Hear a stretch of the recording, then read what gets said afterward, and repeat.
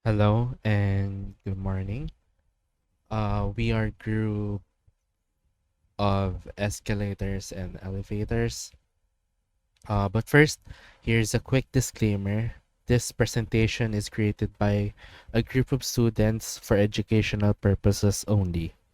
The content presented here is not to be interpreted as professional advice or formal research. We are learners engaged in a course of study, and this presentation is part of our academic endeavors. Please note that the information provided is based on our understanding as students and may not be exhaustive or fully comprehensive. Any reference, citations, or sources include are for academic demonstrations purposes and not necessarily indicative of professional expertise. This presentation is not intended to be taken seriously in the professional context, and we encourage the audience to approach the content with the understanding that it represents the work of a student engaged in a learning process. Any unintentional error or oversight are a part of the learning experience, and we appreciate your understanding. Thank you for your consideration, and we welcome any feedback or questions you may have regarding the presentation. So, today we are talking about escalators at elevators for our FA6. So, let us first learn kung ano yung history ng elevator at escalator. So, nanggaling yung concept ng ng elevators at escalators sa Roman at Greek. Nagsimula ito sa transportation ng mabibigat na items for the Romans and Greek to lift because before wala pang elevators, wala pang heavy machinery. So, para ma-lift nila yon, they create sila ng system.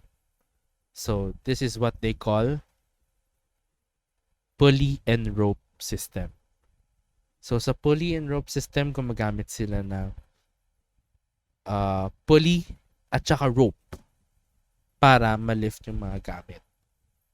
So, dahil ang topic natin ay elevators pati escalators, ano yung pinagkaiba? Anong pinagkaiba ng elevator at escalator? So, start muna tayo sa elevator. Ang elevator ay vertical o patayo ang paangat sa lupa para sa iba't ibang level ng palapag. Meron tayong counterweight system. Ito ay para sa pagdala ng tao. So, kapag tumayo ka sa loob ng elevator, may weight na pababa para umangat ka. Para ito sa building na maraming palapag. Yes, para marami kang floors na puntahan pa vertical at mas mabilis kang makarating doon. Ang huli ay pindutan siya. Ito ay series of buttons that you can press so that you can go on a floor. So, sunod naman ay ang escalator. Ang escalator, ang pinagkaiba nila ay ito ay staircase. Ito ay moving staircase. Ito ay continuous cycle na stairs na umaakyat para ma-transport ka from A to B. Ito ay pa-diagonal lang ang aakyat na parang staircase. Nakikita ito sa matatraffic na lugar. Matatraffic, meaning to say na malls, hospitals, and other establishments na maraming tao. So, in other words, ang elevator ay pataas at pababa at enclosed. Ang escalators are moving in cycles or continuous loop to transport people. Dito naman tayo sa current state nila. Saan makikita ang escalators at elevators? Makikita to sa mall, sa multi-story buildings, hospitals, at stations. As you can see here, maraming escalators and maraming elevators. Ang current state ng elevators at escalators ay lagi silang nakikita sa malls, sa maraming tao. At dun sila nagtathrive to make people's life easier and very comfortable. Moving on, we are going to be discussing the safety measures. Elevators and escalators are among the safest modes of transportation in public areas.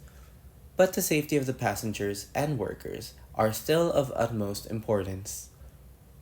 Negligence can often result to numerous consequences and incidents, so there are safety measures involved to avoid any fatalities.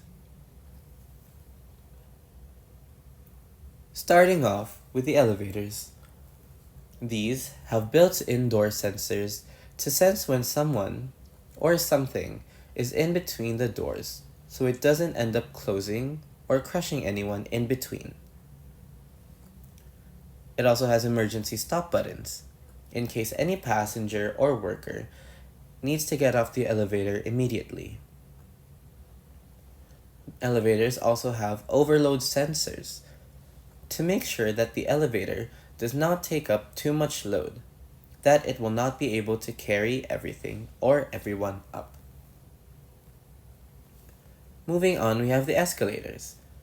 These also have emergency stop buttons in case any accidents or incidents happen and the escalator needs to stop moving immediately. These also have skirt brushes to help prevent objects from being caught in the escalator. Escalators are also designed with hand railing for passengers to hold onto to keep their balance while using the device. Lastly, it has a landing board for passengers to easily step off of the escalator. Next, I will be discussing some safety tips when using these devices. Starting off with elevators. Watch for the arrival of the elevator at your floor. Do not ever attempt to step into the door or stop the door from closing. Push and hold the door open button if the door needs to be kept open. In any case of a fire,